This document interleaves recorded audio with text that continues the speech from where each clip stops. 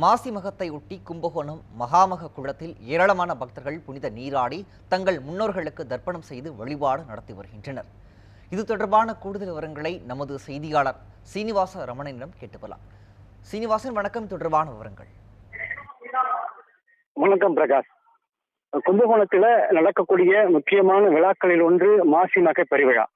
இந்த விழாவானது மாசி மாதம் மக நட்சத்திரம் பௌர்ணமி திதியில தான் இந்த விழாவானது நடைபெறுது.